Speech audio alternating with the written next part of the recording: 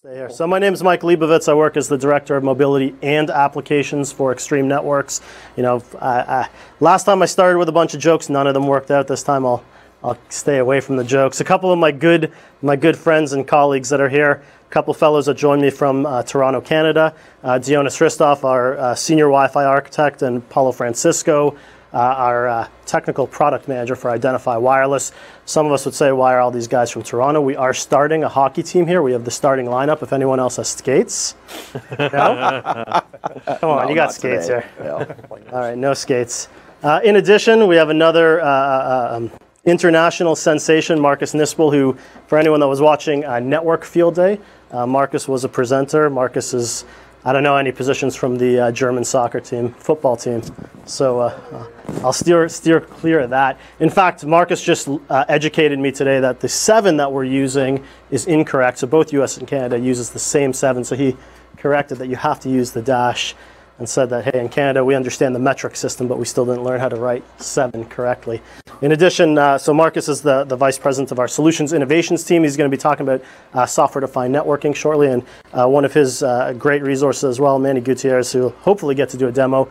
We'll see how we're doing for timing. So I'm going to run through a couple slides here. I know that there's some new delegates. There's, you know, a new Extreme Networks. Last time that we were here, we were like days and seconds and minutes before showing our new logo and showing the new product. And today we're going to do some demos for you. We do have our new logo front and center, our new IdentiFi Wireless product and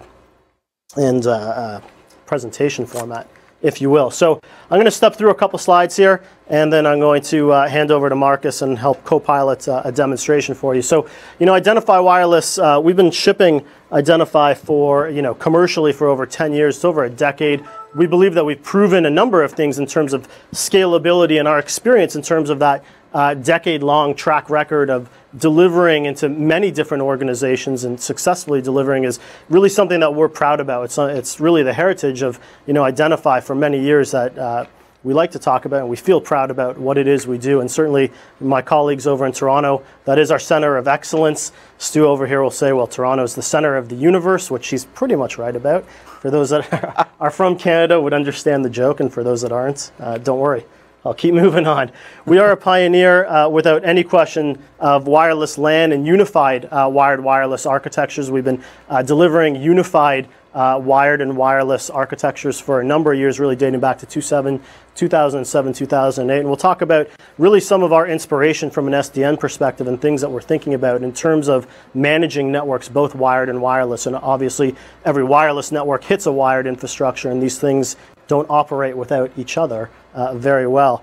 Another point, you know, it just from a high level, we believe that we deliver Wi-Fi that's simple, fast, and smart. And we use that kind of marketing phrase all over the place to really describe this. And this experience economy is something that we've been marketing and talking about for the last 6 months, really around interop. And we believe the experience economy is very much the world that we live in, the expectations that we have.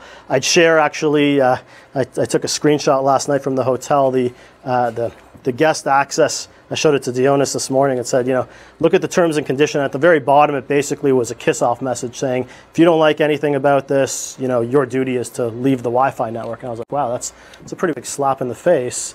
You're delivering a service, and clearly if it's not delivered appropriately, I'm not very enthusiastic. But the experience economy is very much the world we live in. It's why we build networks in the first place. I know I've had the Twitter conversation with a few people, including Keith, around, you know, designing networks from the outside, from the user perspective, all the way back in. And I think in many ways that there's a lot of truths around designing networks around the experiences that you're trying to deliver, the applications that you're trying to deliver, and working your way in over the RF and through the infrastructure and back down. But on top of these experiences that we're all expecting, it's the world that we live in that's growing and compounding in a very big way. We talk about the Internet of Things, and, you know, different people have different opinions on what things will be. Blake down there certainly has a thing on his face, and I think it's pretty cool. Some people think about things like watches and you know, shoes even. I saw one tech company that's come up with shoes that will provide directivity, so it will actually buzz and tell you when to make a right-hand turn or a left-hand turn, integrated with Google Maps, which is pretty neat. But this mobile world that's expanding and the expectations that are expanding, eventually something's got to give, right? It's a huge amount of devices that are coming up everywhere in every type of organization, whether it's education, healthcare, everywhere we work, obviously stadiums where we work as well. And at the same time, the expectations are growing. And we believe at Extreme Networks that this challenge in the world is really around scalability. And we believe that we've delivered, unlike any of our competitors, unmatched scalability really in the largest and most difficult venues that are out there. And so last time we were here, we talked a little bit about our experience in National Football League stadiums. We actually recently announced another addition, the Tennessee Titans, another customer of ours in the National Football League. There'll be some additional and very exciting things coming from our sports and entertainment business unit over the next couple of months. But at the end of the day, we look at what we've delivered in the stadiums and say it's very much representative of the world everywhere else. It is the enterprise everywhere else, right? You think about one AP at a time and connecting a couple hundred devices and providing video, providing all sorts of applications and requiring a system.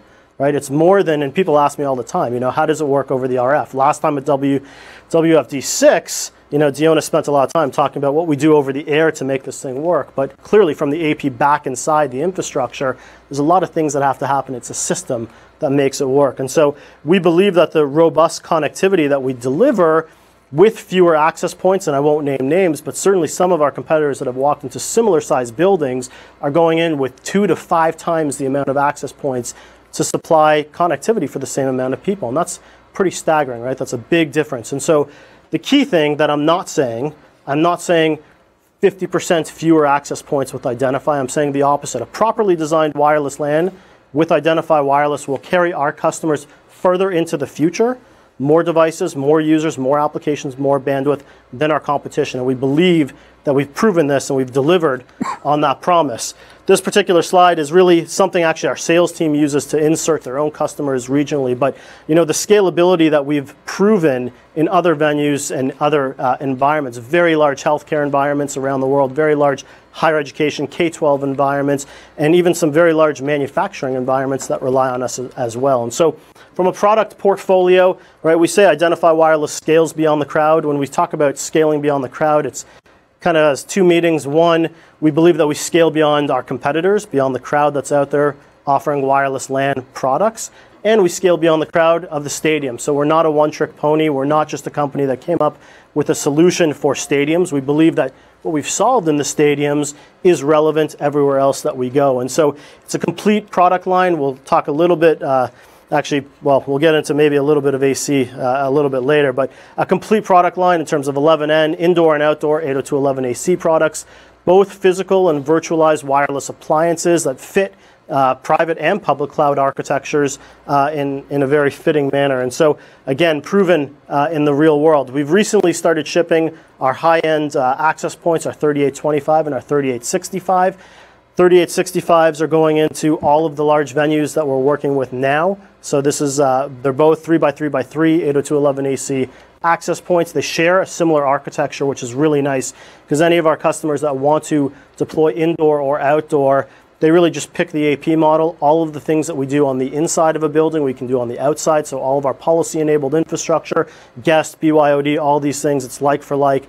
And inside the box, there's some cool things that we do in terms of the architecture, dual-core CPU. We actually offload services, one that's really dedicated for traffic forwarding, the other for the rest of the services that the AP is running. We're pushing a huge amount of data, 75,000 packets per second, through the Ethernet port. It's something that we've spent a lot of time engineering that specifically to transition from 802.11 to 802.3 and make sure that that works in both directions very efficiently. Hey, Mike. Yeah, please. Quick interruption. Yeah. Where does Extreme come down on the simple statement of one-to-one deployments for K through 12?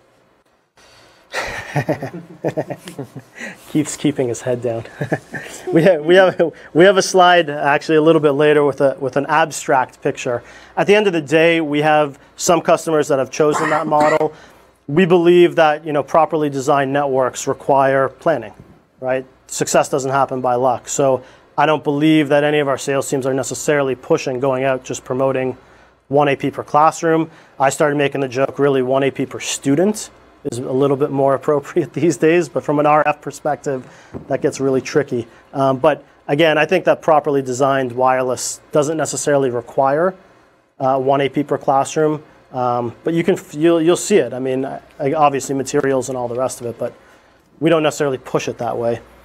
And we have this little, this nice young man who's enjoying the RF and how simple it is. And again, from a simple, fast, and smart perspective, you know, some things that we think about in terms of making it easier for our customers to install, to deploy, to get these things up and running, to intuitively manage. And we'll show you some of our demonstrations to quickly deliver new services and applications with a single click, pushing out policy. Again, both wired and wireless, very important for our customers. From a fast perspective, you know, all the key ingredients, most of it really circles back to how quickly you can get new services, new applications without having to tear down your infrastructure. And I think when we talk about SDN in a little bit, you'll see where our mind's at and why we built our architecture a certain way and how we'll keep pushing our architecture down that path in the future. Obviously, all the fast roaming and mobility and being able to rapidly troubleshoot. And I think that we'll highlight that really well in just a few minutes.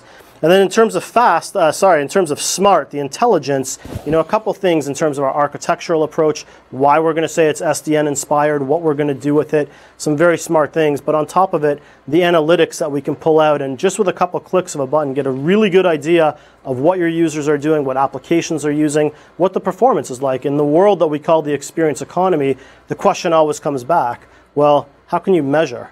Right? Because if you go and ask, if I ask everyone in the room right now, how's the Wi-Fi, I'm going to get hopefully all positive responses, but everybody has an opinion, right? You can't rely on opinions. And, you know, a CIO that I spoke to at a very large university said to me, my biggest fear is the president of the school walking across campus asking students how the Wi-Fi is, and one of them saying it's no good, right? And as the CIO, that's his responsibility. He says, I have no visibility. I can't tell application performance, response time. These are things that are important to me. So being able to have a smart, intelligent network is key. And so our experience matters. We believe that the experience of the users, the experience of the IT administrators, and the experience of the executives, people, the decision makers that are investing in us is key and important. And you know, from our perspective, we believe that we have the most complete networking portfolio that's available on the market today.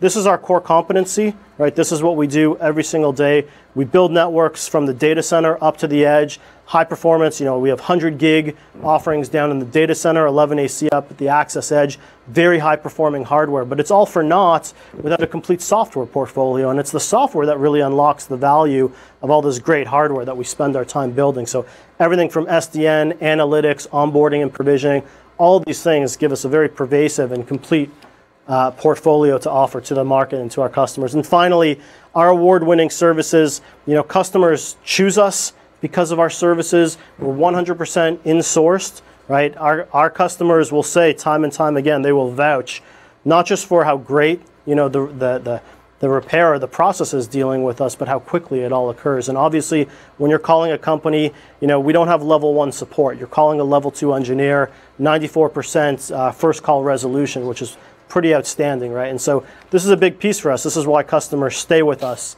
in the long run, not just the technology, but the relationship that they build with us.